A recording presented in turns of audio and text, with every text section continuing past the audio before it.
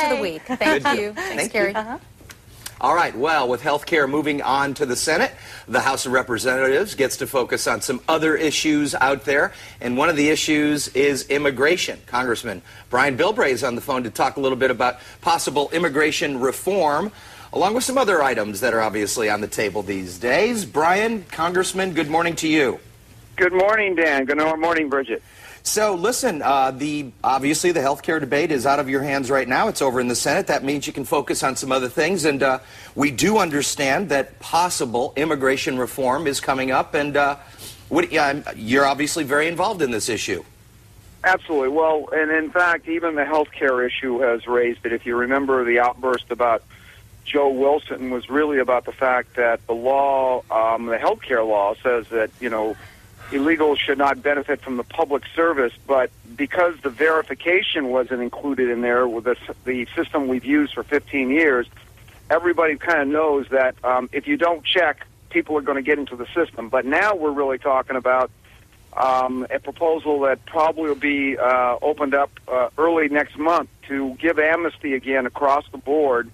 There's huge pressure on the new majority, the Democrats, to come in with some kind of amnesty proposal based on promises that were made during the election. And silly concept. And Congressman, I mean, I remember during the Bush administration, he was in favor of some sort of limited amnesty as well, if you'll call it that. So this isn't really new. I mean, we've been talking about this for a while, haven't we? Absolutely, and it goes all the way back to the mistake we made in '86 with Ronald Reagan, thinking that, okay, one time and only one time, we'll allow everybody who's illegally in the country to stay in the country, and we'll give them citizenship. And what's happened is that was a well-intentioned situation like this. Only then we didn't know better. We hadn't done it before, and it ended up causing the next huge wave of illegal immigration because we basically had told everybody in the world that the way you get into the United States, the way you get to stay, and the way you get the fast track to citizenship is come in illegally and just wait long enough, and the American people will give up and give you what you want, even though you broke the law. And so that's why I think you've seen a real backlash against this proposal this time, was the fact of the interior enforcement, the cracking down on illegal employers, which are the real source of this problem, never came because nobody wanted to tell their buddies, look, you can't start exploiting illegal immigrants anymore. We're going to crack down on you.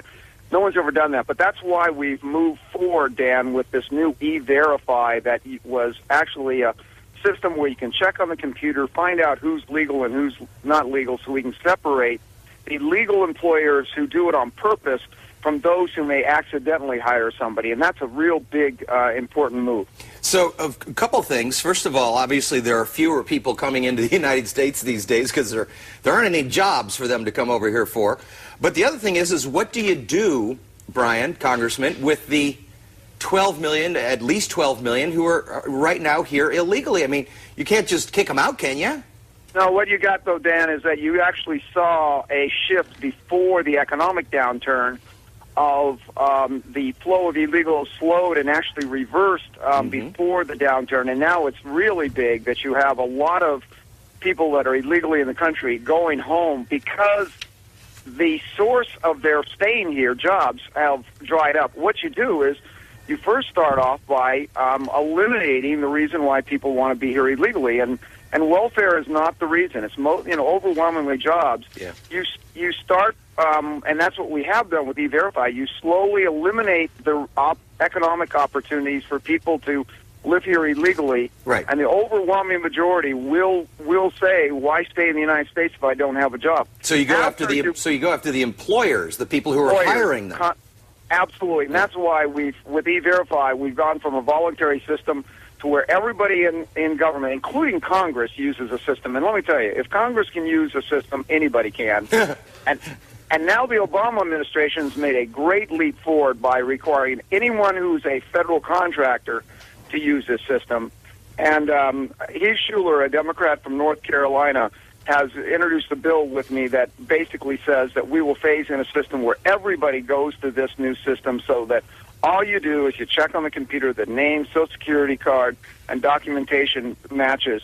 and you basically really cracked out on the illegal documentation. Makes sense to me. You headed back for Thanksgiving, you think, or? Yeah, we're hoping to come from Thanksgiving. Yeah. I hear they're going to give us a couple days for Thanksgiving, but they're going to keep us in right up till Christmas. So I don't know what they're doing. But what happened was there were so many of these issues that they were trying to get done so fast for political reasons, and it's put them so far behind that none of the budgets have been done. So hopefully we'll get back to real business, get our budgets working, and try to get control of federal spending.